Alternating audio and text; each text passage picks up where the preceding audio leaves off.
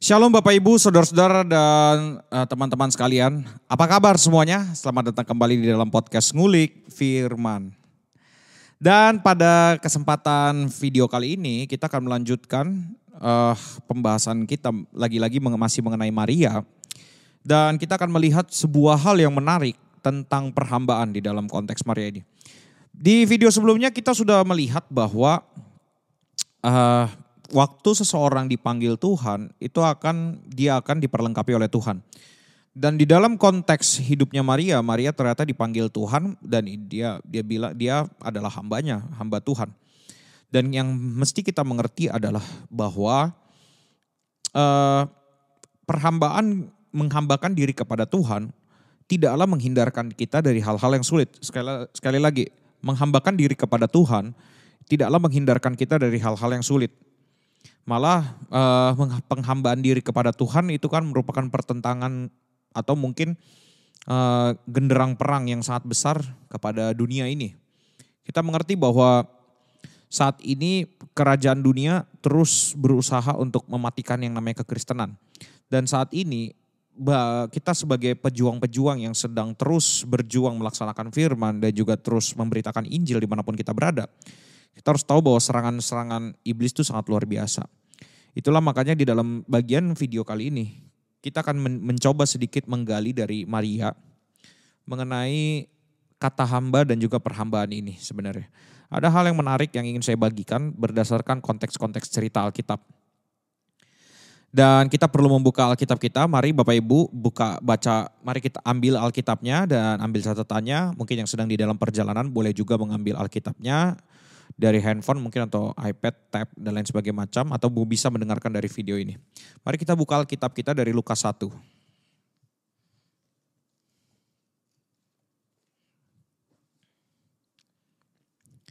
Oke.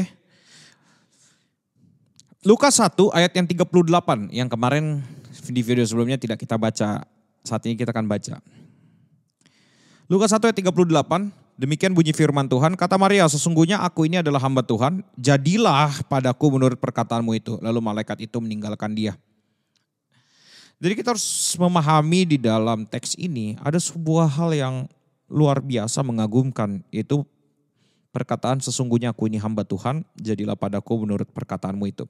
Jadi setelah malaikat itu membicarakan ayat-ayat yang kita bisa baca dari ayat yang ke-30 dan lain sebagainya macam, dan juga jawaban-jawaban malaikat kepada Maria juga. Ternyata ayat 38 ini menjadi sebuah respon yang Maria layangkan untuk menyatakan dirinya ini siapa di hadapan Allah. Dan juga ini adalah respon yang terbaik yang harusnya kita pahami gitu. Bahwa ini adalah respon seharusnya manusia gitu. Seharusnya manusia berespon seperti ini. Setiap kali kita mendengarkan firman, respon kita adalah sesungguhnya aku ini adalah hamba Tuhan. Jadilah padaku menurut perkataanmu. Jadi sekarang kalau kita coba memaknai ya, perkataan Tuhan itu ada di mana? Ini perkataan Tuhan ada di dalam Alkitab. Dan maksud dari jadilah padaku menurut perkataanmu, kalau kita maknai di zaman sekarang, seharusnya yang dikatakan di dalam firman itulah yang kita lakukan. Dan perintah yang besar itu apa sih? Bicara tentang amanat agung. Dan itulah yang harusnya kita kerjakan di dalam seluruh kehidupan kita. Sambil kita berpikir bahwa kita ini adalah hamba Tuhan. Dan jadilah kita adalah hamba yang setia di hadapan Tuhan. Jadilah kita mengerjakan pekerjaan-pekerjaan itu. Nah, waktu seseorang bilang dirinya hamba Tuhan, apa sih yang akan terjadi kepada dia? Tadi di depan saya sudah bicara bahwa apakah kehidupan yang enak? Tentu jawabannya adalah di dalam teks Alkitab kita tidak pernah melihat yang namanya hamba Tuhan itu memiliki kehidupan yang super nyaman, super enak, super asik gitu ya. Dan ini juga yang menjadi kesalahan berpikir dari orang-orang yang mau beragama Kristen. Mereka berpikir bahwa ketika beragama Kristen artinya saya akan hidup nyaman, hidup asik, hidup seru gitu. Dan hidup diberkati, hidup dilimpahi. Maka kita perlu melihat waktu Maria ini berespon dengan kata hamba. Apakah si Maria ini akan menjadi orang yang memiliki rumah banyak, mobil banyak, atau dia memiliki apa gitu. Atau dia ternyata menjadi seperti apa. Maka untuk bisa merenungkan bagian ini, saya mau refer kepada banyak ayat di dalam Alkitab. Dan waktu kita lihat sesungguhnya aku ini hamba Tuhan, jadilah padaku menurut perkataanmu. Saya mau kita sama-sama melihat kepada kitab Matius dulu. Matius 1.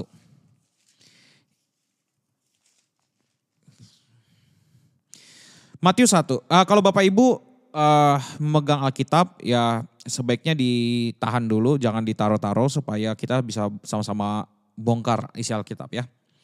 Nah, saya akan bacakan Matius 1 ayat 18. Kelahiran Yesus Kristus adalah seperti berikut. Pada waktu Maria ibunya bertunangan dengan Yusuf, ternyata ia mengandung dari Roh Kudus sebelum mereka hidup sebagai suami istri. Jadi perhatikan di sini.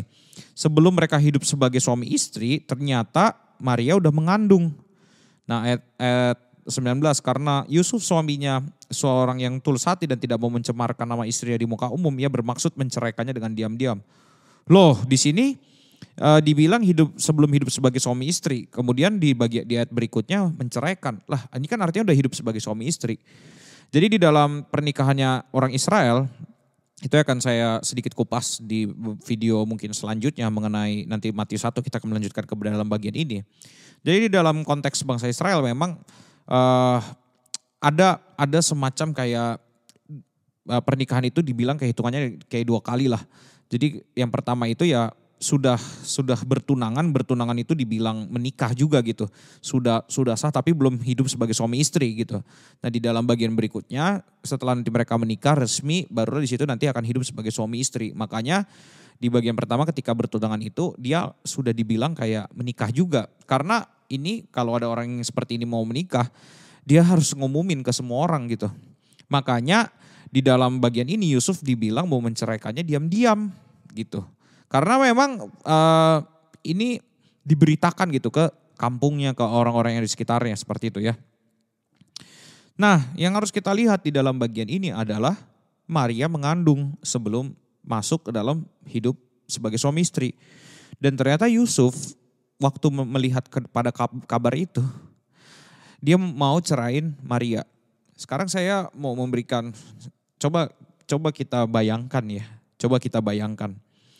Kalau Anda gitu ya, seorang istri atau mungkin seorang yang hamil gitu.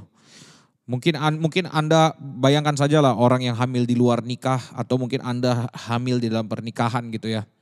Setelah Anda hamil, Anda mau diceraiin, apa perasaannya? Hancur pasti hancur hati. Nah, di dalam bagian ini yang harus kita lihat pertama, menjadi hamba Tuhan apakah gampang? Yang dikandung ini Yesus. Tapi apa yang mau dilakukan Yusuf? Yusuf mau menceraikannya.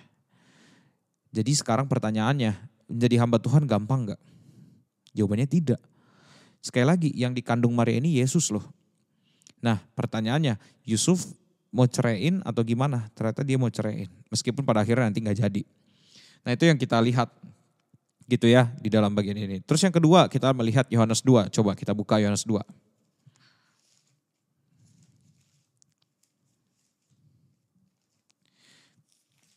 Yohanes 2 itu tentang pernikahan di Kana, ya perkawinan di Kana. Kita baca ayat yang keempat. Kata Yesus kepadanya, mau apakah engkau daripadaku ibu, saatku belum tiba. Di dalam teks bahasa Indonesia terjadi sebuah sedikit kekurangan lah. Karena di dalam teks ini dipakai kata ibu. Kata Yesus kepadanya, mau apakah engkau daripadaku ibu? Seakan-akan Yesus ngomong kayak gitu. Tapi kalau kita lihat di dalam teks bahasa Inggris, nanti Bapak Ibu boleh baca beberapa terjemahan dari bahasa Inggris seperti contoh ESV, NASB, itu boleh dibaca. Tapi kalau Bapak Ibu punya bahasa Inggris versi The Message atau TPT, saya sarankan itu tidak usah dibaca. Itu sebaiknya di terjemahan Message, The Message dan juga The Passion Translation atau TPT, itu sebaiknya tidak usah dibaca gitu ya. Sebaiknya ganti ke jenis teks lain seperti ESV. Atau kalau mau NIV masih bisa lah. ESV tapi paling mendekati gitu ya dengan teks-teks bahasa asli gitu. Nah, ayat 4 dibilang gini, mau apakah engkau daripadaku ibu saatku belum tiba. Padahal di dalam teks bahasa Inggris, kata ibu itu di dalam bahasa Inggrisnya bukan ibu, ternyata woman. Apa yang mau engkau, apakah engkau daripadaku woman. Woman itu kan artinya perempuan ya, hai wanita gitu. Mau apakah engkau daripadaku hai wanita. Jadi di bahasa Inggris dinyatakan bahwa Yesus tidak ngomong ibu, tapi Yesus ngomong wanita. Jadi di sini Yesus sedang menunjukkan sebuah otoritas gitu. Ini yang harus kita ngerti. Nah pertanyaannya gini, sebagai seorang ibu, misalnya kita mengambil sepatu seorang ibu. Sebagai seorang ibu, ketika Anda minta tolong sama anak Anda, kemudian anak Anda bilang, "Hei ibu, hei wanita, kau mau apa dari saya?" Pertanyaannya sopan enggak? Nah, tapi di sini tentu kita harus melihat di sini Yesus ada sebuah kaitan ada sebuah kaitan yang sangat erat dengan kristologi dan saya tidak bisa bagikan di dalam konteks ini. Tetapi kalau kita mau mencerna gitu ya, perkataan ini seakan-akan bisa menyakiti hati seorang wanita gitu atau seorang ibu gitu karena kayak anak kurang ajar. Tapi kalau kita melihat dari responnya Maria tetap ngomong, menyampaikan sesuatu. Karena di dalam konteks ini Maria dia memahami dia ini adalah hamba gitu. Dia memahami dia hamba gitu. Makanya dia tetap ngomong supaya ada anggur tersedia gitu. Intinya gitulah. Tapi kalau kita melihat secara teks gitu ya, kok kayaknya ini si Yesus kayak kurang ajar sih gitu. Kayak gak sopan gitu. Panggilnya wanita.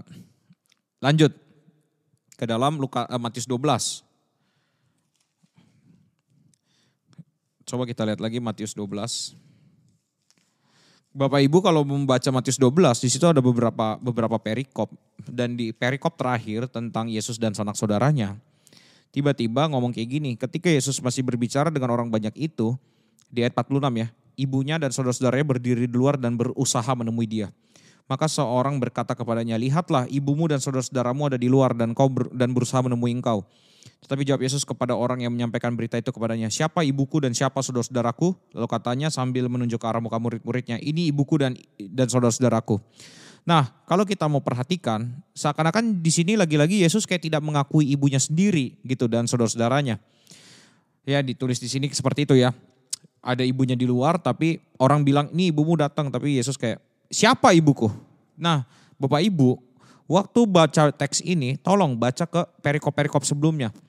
Gitu ya, baca ke perikop-perikop sebelumnya supaya Bapak Ibu mengetahui alasan kenapa Yesus ngomong kayak gini. Jadi gini, kalau kita lihat ke perikop sebelumnya, di dalam salah satu perikop itu ada judulnya Yesus dan Beelzebul. Di dalam teks Yesus dan Beelzebul ini, jadi Yesus itu dapat gosip gitu ya, bahwa dia itu adalah orang yang kerasukan setan. Dan orang kerasukan setan itu manifestasinya bentuknya apa? Bisa jadi orang gila. Dan makanya di dalam teks ini, kenapa Yesus dan saudara-saudaranya ini pengen ketemu sama ibu Yesus atau Maria dan saudara-saudaranya mau ketemu Yesus. Mereka mau ngambil Yesus karena mereka menganggap Yesus gila dan sudah mempermalukan keluarga. Kalau kita mau melihat konteks ceritanya seperti itu. Makanya Yesus bilang, "Siapa? Ini ibuku, ini saudara-saudaraku yang melakukan firman." Jadi kita harus ngerti itu. Nah, tapi yang kita mau masuk adalah di sini di dalam konteks Marianya sendiri. Nah, pertanyaannya, kalau ada anak kayak gini yang tidak mengakui ibunya gitu di depan ibunya, bagaimana perasaannya? Dan sekali lagi, ini harus kita masukkan ke dalam konteks aku ini hamba Tuhan. Enak gak jadi hamba Tuhan dengan diperlakukan dengan cara demikian? Terakhir Yohanes 19. Yohanes 19 itu bicara tentang waktu Yesus disalibkan gitu ya. Yesus disalibkan dan kita melihat di ayat 25 dan 26. Ketika Yesus melihat ibunya dan murid yang dikasihnya di sampingnya, berkatalah ia kepada ibunya, "Ibu, inilah anakmu." Dan kemudian katanya kepada muridnya, "Inilah ibumu." Dan sejak saat itu murid itu menerima dia di dalam rumahnya. Yang perlu kita perhatikan adalah di sini, tidak semua murid itu berada di kaki salib ketika Yesus disalib. Tetapi Maria, ibunya Yesus, itu ada dan melihat Yesus disalib. Bayangkan seorang anak mau mati di hadapan ibunya. Bagaimana perasaan seorang ibu? Sudah pasti akan hancur setengah mati. Kadang-kadang anak yang gak beres aja, seorang ibu akan bela mati-matian supaya anaknya hidup. Ini anaknya benar, anaknya nggak melakukan kesalahan segala macam. Dan si Maria lihat anaknya mati di depan mata dia. Enteng gak buat dia? Gak enteng, gak gampang. Sangat tidak mudah bagi dia. Dan itulah arti dari menghamba. Memang menghamba artinya akan mendapat kemudahan. Tidak. Jadi kalau kita berpikir bahwa, wah saya ini sudah mengalami hidup yang berat. bahkan ibu-ibu mungkin bilang, wah saya sudah mengalami hidup yang berat sebagai seorang ibu. Ya mungkin, ya saya bilang mungkin belum seberat Maria. Kenapa? Karena dia punya anak yang melakukan kebenaran, yang tidak pernah jahat, selalu baik dan selalu melakukan yang benar. Tapi harus mati dengan cara hukuman yang tidak benar, dihukum dengan hukuman yang tidak benar, dan kemudian harus mati di hadapannya. Ini bukan perkara yang mudah, ini perkara yang sulit. Nah makanya kita sekarang balik lagi ke dalam konteks aku ini hamba Tuhan, jadilah padaku menurut perkataanmu. Apakah kita memahami kalimat perhambaan ini akan menjadi sebuah kalimat yang gampang buat kita? Jawabannya tidak. Kalimat aku ini hamba Tuhan artinya kita bersedia untuk menempatkan dan ditempatkan oleh Tuhan di dalam keseluruhan diri kita, ditempatkan dalam keadaan apapun, harusnya kita bersedia. Dan kesediaan itu artinya kita harusnya setia terhadap dan di mana tempat Tuhan tempatkan kita. Mau apapun itu yang terjadi, mau ada misalnya seperti Maria, ditolak sama calon suaminya. Terus bahkan nanti kalau Bapak Ibu mau baca Lukas 2 ketika dia nyari penginapan waktu Yesus mau lahir, dia ditolak di mana-mana. Udahlah lagi hamil gede, lagi udah sakit-sakitnya. Mungkin saya nggak ngerti lah hamil gede itu seperti apa. Tapi mungkin ibu-ibu yang sudah melahirkan ngerti hamil besar itu dan kesulitannya seperti apa. Dan waktu dia hamil besar ini, dia harus ditolak oleh banyak tempat. Dan dia harus melahirkan di kandang domba. Coba kalau misalkan kita ada mau lahiran di rumah aja mungkin kita nggak mau. Kenapa? Gak steril gitu ya.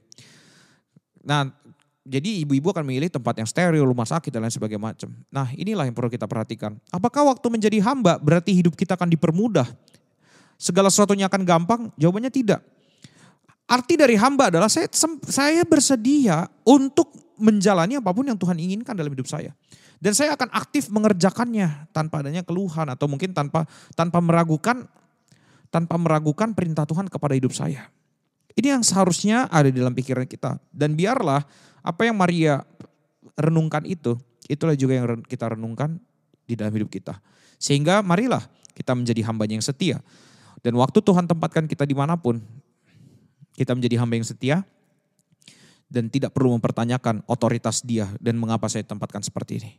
Mari jalani ini dan apapun yang terjadi sekali lagi, mau ada kehabaikan atau kehancuran ataupun kesakitan fisik atau kesakitan psikis, kesakitan mental, mari percaya kepada Tuhan. Karena apa?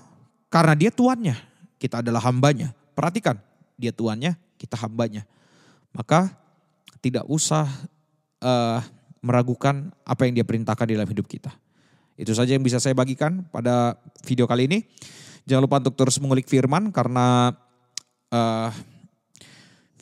pembacaan firman itu penting bagi kehidupan kita, bagi jiwa kita, bagi kehidupan kerohanian kita. Dan tidak ada satupun yang bisa menggantikan pembacaan firman Bapak Ibu Saudara.